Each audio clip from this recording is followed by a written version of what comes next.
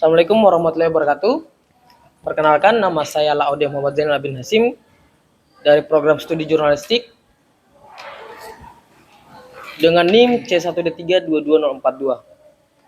Oke, perkenalkan nama saya Laude Muhammad Sabardiantono dari program studi jurnalistik juga NIM C1D3 22078. Perkenalkan, nama saya Yanto Mardi dari program studi jurnalistik dengan NIM C1D3 22006. Baik, sekarang ini mungkin kita akan bahas film ya.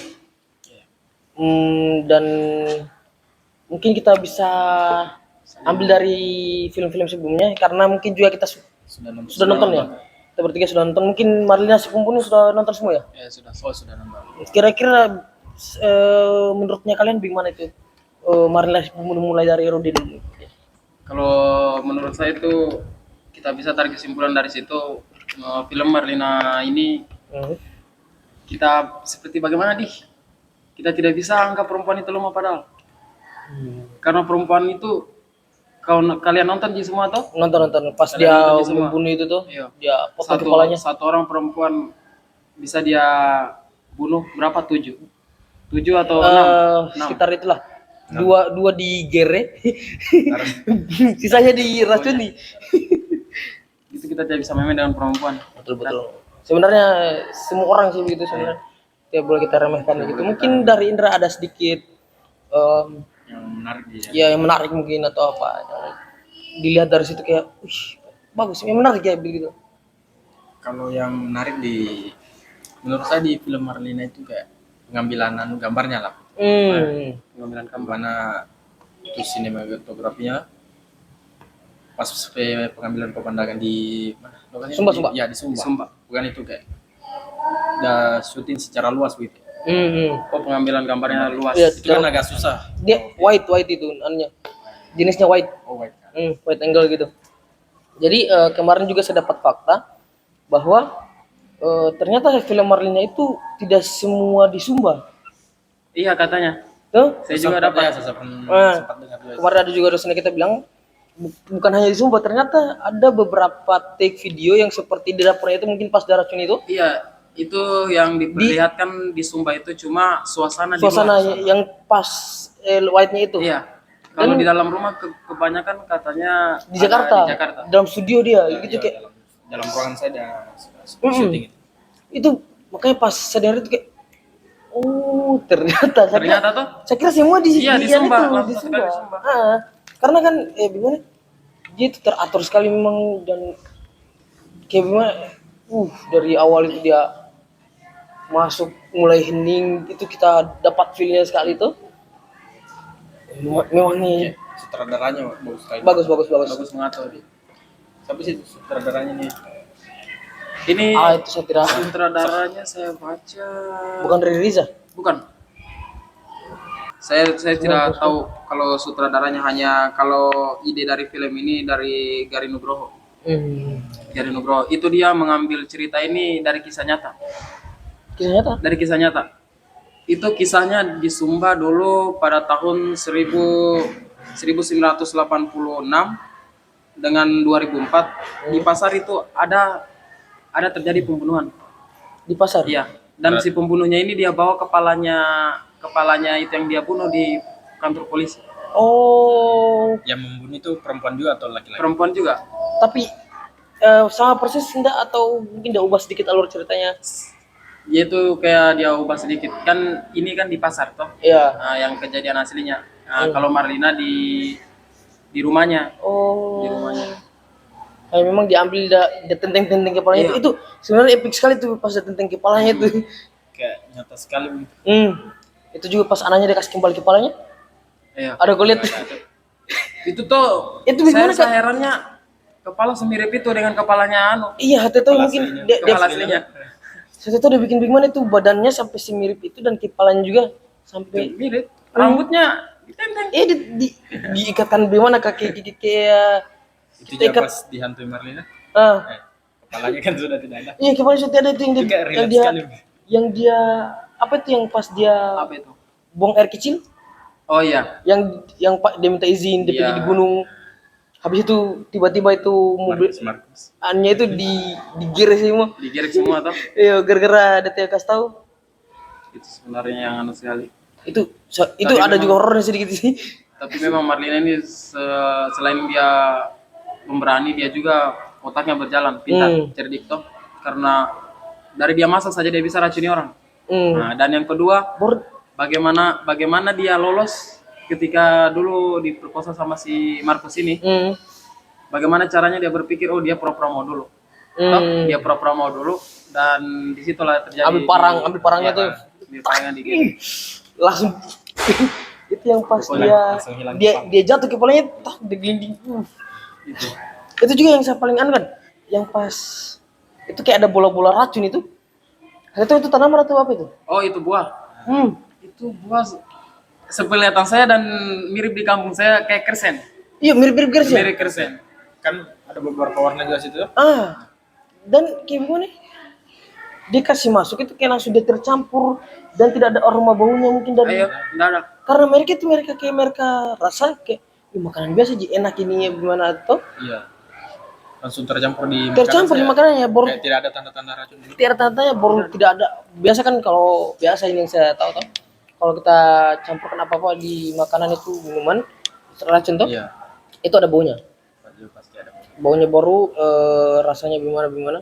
Tapi itu kayak dia tidak dia tidak merasakan bau sama sekali, dia tidak rasakan kayak ada yang beda kayaknya dari makanannya Ada ini. yang beda di makanan kan Iya. dia ini disuruh bikin soto ayam ya.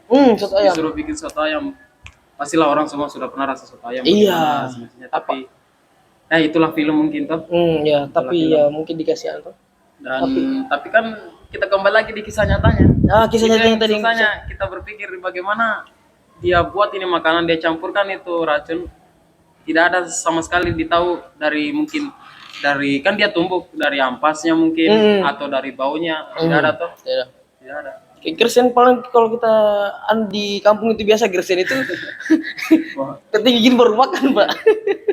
Kalau masih ada kulitnya ikut itu. Ikut masuk dah.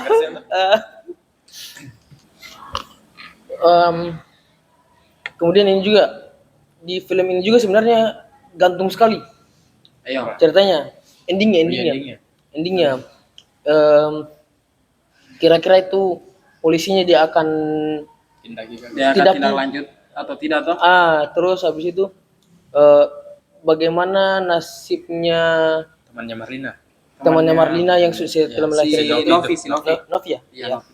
Terus dengan itu bapak-bapak yang digeret tengah jalan yang bawa truk Oh iya. itu kayak bagaimana nasibnya kira-kira itu? Itu saya pikiran. Ya memang mungkin dalam film memang ada digantung seperti itu. Iya. Itu saya pemikiran saya toh orang bikin film misalnya Digantung begitu, episode per episode dan episode terakhirnya itu atau pas pertengahan sudah mau selesai itu dibikin gantung itu supaya menarik orang terus untuk mau terus menonton. Tapi sampai sekarang belum ada babak kelima. Ya, sekali. Babak kelima belum ada. Mungkin sutradaranya Mas pikirkan kayak Karena kita atau mungkin sutradaranya juga udah bingung endingnya seperti apa. iya. Makanya dia serahkan ke penonton kayak kalian bikin endingnya kalian sendiri.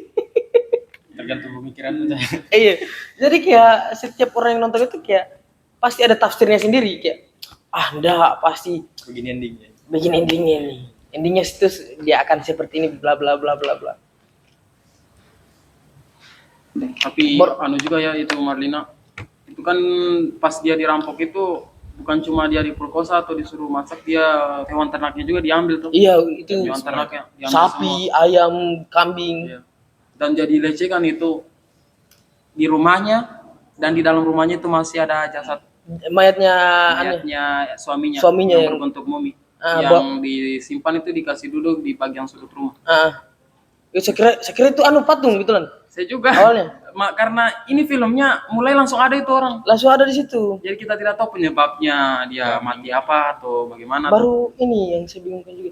Ini sebenarnya ini laki-laki ini Markus itu temannya suaminya atau bagaimana? Ini Karena tiba-tiba dia masuk di rumah itu dia dan sudah dia tahu. tanyakan namanya anunya itu. Dia sudah tahu bahwa suaminya ini meninggal, dia sudah tahu. Itu yang susah ditebak Iya. karena karena filmnya ini mulai langsung dia masuk. Itu juga. Mungkin nggak tahu lah di Atau mungkin babak-babak ada terakhirnya. sedikit konspirasi mungkin yang kau pikirkan, mungkin suaminya memang sebelumnya mungkin perampok seperti Markus juga itu. Bisa jadi sih. Bisa jadi ya, karena kayak gimana ya? Atau mungkin ini suaminya Marlina itu temannya Markus dulu. Bisa jadi, karena dia masuk tiba-tiba kayak dia main apa itu pianika ya? Iya iya. Pianika itu dia duduk di depannya jasadnya itu. Terus dia main kan gitu. Iya. Kayak Pianika ke apa itu yang itu? Itu Atau Gitar-gitaran itu. saya tidak tahu. Kalau namanya. di Kalau di Muna itu namanya. kalau di Buton namanya itu gambus. Oh iya, iya gambus sama. Oh sama ya. Sama, sama. Di gambus. Mirip-mirip gambus dia itu. Kata itu di sana namanya apa tuh? Tapi gambus dia nih kalau di Buton dan Muna ya. Iya. Kah? Hanya ini syutingnya ini iya anu sekali. Bisanya dia pilih tempat yang rumahnya ini Hanya satu. satu di tengah. Satu. Anjir. Itu gimana? Luas sekali kayak kita luasnya itu tempat baru rumahnya cuma Iya, satu. rumahnya satu saja. kita taruh 3 lapangan bola yang Mungkin Masih kalau banyak. kalau diambil gambarnya Bukan secara cuma 3 dekat mati. masih bisa kita bilang pasti ada rumahnya di samping atau di mana. Ini secara luas dan sendirinya. sendirinya, baru jalannya hanya jalan itu. Asli itu. Bayangkan Pi, orang di cari rumah tuh seperti kita di saya Kendar ini cari rumah begini Cari rumah untuk sudah setting. aneh gitu, tiba-tiba buntu begini baru jalan sudah berapa kilo dari tempat tadi, Nggak dapat. jalannya hanya pas ke rumah itu lagi Iya. ya. Jadi itu istilahnya kayak kita dirampok, kita teriak itu hal yang bodoh. Iyo itu Mau kan kita pas, teriak itu hal yang bodoh. karena pas juga dia di apa-apakan itu, dengar itu. Iya. dia pasrah kayak Sudah. dia putar otaknya kayak Dan di situ muncullah kepintarannya dan kecerdikannya. Bagaimana bisa dia lolos? Ah. Toh? itu dia, karena kalau misalnya diteriak juga kantor polisi jauh. Nggak akan. Dia pergi di kantor polisi pun masih belum ditindaklanjuti. Apalagi dia kalau udah cuma muter. Dia hanya mau teriak di rumahnya, mati deh dia. Tapi Dan ya terakhir itu siapa yang dibunuh, si Franz ya kayaknya. anaknya itu Markus itu, Franz itu kayak iya Franz itu kayaknya. Adanya. anaknya itu kayaknya itu. Iya, saya lihat itu anaknya sih. Lebih Karena cocok jadi anaknya daripada dia mau perkosa juga siapa? eh, Si Marlina. Oh Marlina. Marlina juga. Marlina dan yang bunuh itu si Novi. Novi dari belakang sudah. Udah beranikan diri. Kan pertama dia ragu-ragu itu. Iya, si Novi disuruh masak atau apa itu? Disuruh masak. Disuruh masak. Dan si Marlina masuk di kamar, disuruh dipaksa masuk di kamar sama si Franz ini. Baru tempat meninggalnya dan bapaknya sama. Iya. Dan di situ dia lihat jasadnya bapak sudah busuk sekali.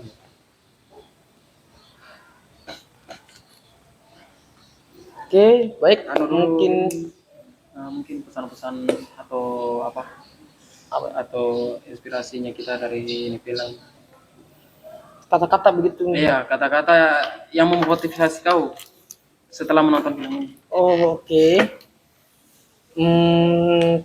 Apa ya? Jangan pernah takut untuk